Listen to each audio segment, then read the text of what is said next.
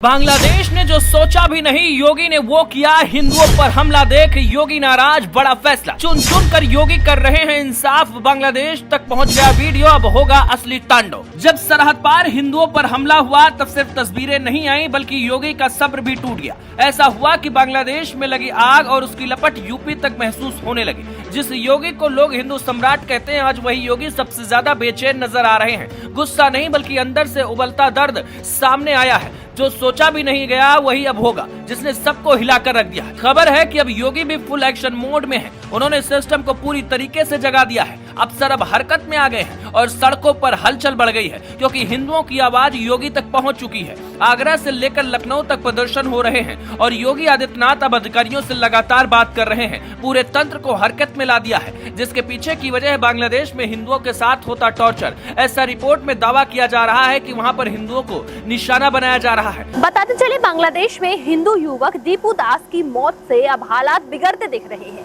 Bangladesh case की आंच अब यूपी तक पहुंच चुकी है। हालांकि दीपू दास की मौत से जुड़ी जो रिपोर्ट सामने आई है उसमें कई अहम बातें उजागर हुई हैं। रिपोर्ट के अनुसार युवक के खिलाफ किसी तरीके के उकसावे के ठोस सबूत नहीं मिले, कोई आपराधिक रिकॉर्ड भी नहीं मिला। इस घटना के बाद हिंदुओं का भी गुस्सा फूट पड़ा है। ये तथ्य सामने आते ही लोगों के मन में सवाल उठे हैं कि अगर समय रहते जानकारी मिलती तो शायद उनकी जान बचाई जा सकती थी। इस घटना के बाद हिंदुओं का गुस्सा फूट पड़ा है। योगी भी अब इस पूरे मामले पर नजर बनाए हुए हैं, क्योंकि जैसे ही दीपू दास की मौत की खबर भारत में पहुंची, लोग बेचैन हो गए। योगी भी इस घटना से परेशान है, क्योंकि जब भी हिंदुओं के ऊपर बात आती है तो योगी चिंतित होते हैं। यही वजह है कि योगी आदित्यनाथ ने तगड़ा एक्शन लेने का प्रण बना लिया है। खबर है कि अवैध रूप से रह रहे विदेशी नागरिकों और घुसपैठ के मामलों पर सख्ती बढ़ाई गई है। आधी रात से ही पुलिस और प्रशासनिक टीमें मैदान में उतरी हैं। सरकार की ओर से स्पष्ट किया गया है कि कार्रवाई किसी धर्म या पहचान के आधार पर नहीं होगी, बल्कि कानून के आधार पर होगी। जिनके पास वैध दस्तावेज नहीं है उनके मामले में कानूनी प्रक्रिया अपनाई जाएगी।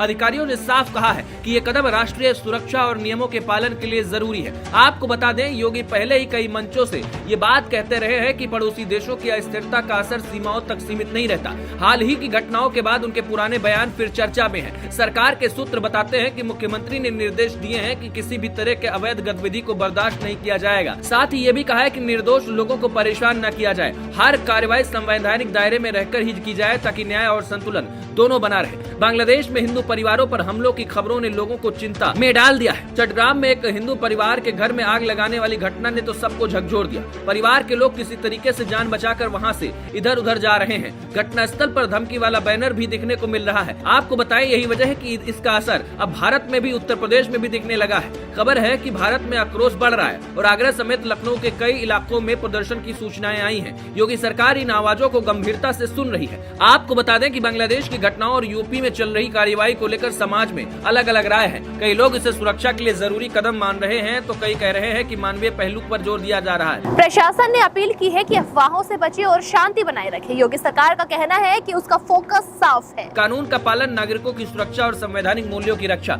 आने वाले दिनों में ये देखना अहम होगा कि इन कदमों से भरोसा और सुरक्षा दोनों कैसे मजबूत होता है। लेकिन योगी जो कदम उठा रहे हैं उस पर आपका क्या कुछ कहना है, हमें कमेंट में जरूर बताइएगा।